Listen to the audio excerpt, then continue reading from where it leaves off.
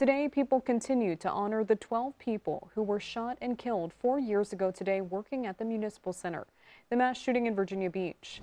Then on your sides, Maria Belores shows us how the community is coming together to remember and honor those victims. Yeah, Amy, the first responders who were on the scene that day are reflecting on the heartbreak and the healing that's come after. It started like any other day for Virginia Beach police officer Lieutenant Brad Wessler. As I was traveling to work, I got a call from a coworker. He said, "Turn it to Police Channel 1, there's an active shooter." He was on his way to the ocean front and immediately turned around.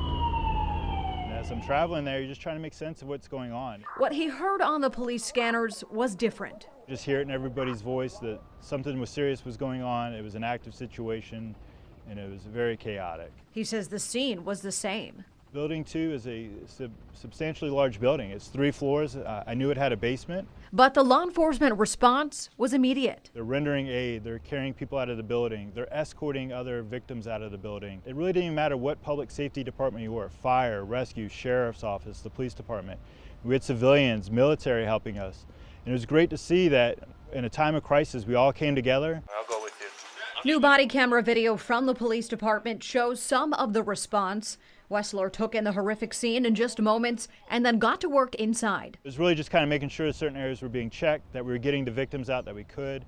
The first call to 911 was around 4:06 p.m. At 4:10 p.m., police entered the building. This is a calling, and when you hear that call, we're going to come and we're going to do the best we can to help, and I think that's what everybody did that day. At 4:15 p.m., former police chief Jim Cervera was getting word of what happened as his flight returning from a police chief conference just landed. We came down to headquarters, and we came down here. We had a command post already set up.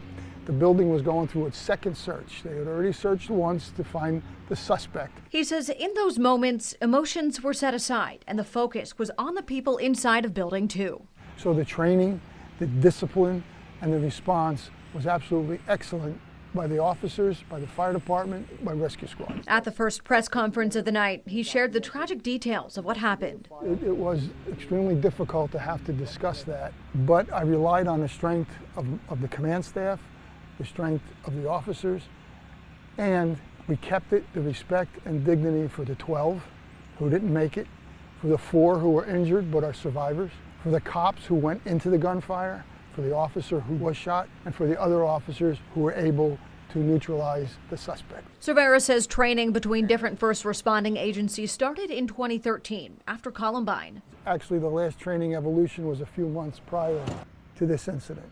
So by that time we had trained, we knew exactly how we were going to respond. He hopes that teamwork continues. Plan for the unthinkable, continually train for the unthinkable, meet with your counterparts from the other police departments, federal agencies, local agencies, have a consensus on how we're going to respond to such a thing.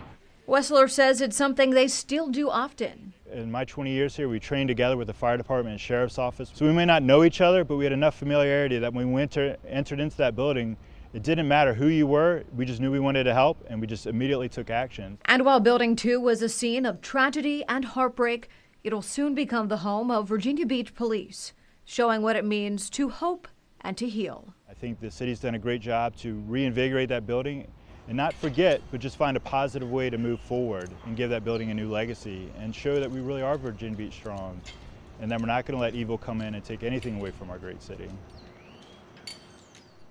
Something both Cervera and Wessler told me was that they wouldn't have gotten through that day and other tough times without the support of their families and the entire community.